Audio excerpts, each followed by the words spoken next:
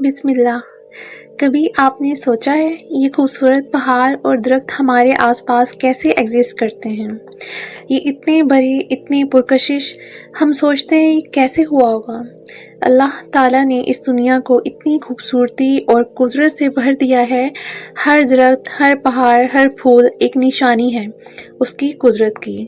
قرآن میں بھی ہے، اور دیکھو اللہ کی نشانیاں، یہ ہمیں یاد دلاتی ہیں کہ ہمارا رب کتنا عظیم ہے اور ہر چیز کا ایک مقصد ہے۔ سوچئے، ایک چھوٹا بیج کا دانہ زمین میں گرتا ہے اور دھیرے دھیرے بڑا درخت بن جاتا ہے۔ یہی تو ہے اللہ کی قدرت۔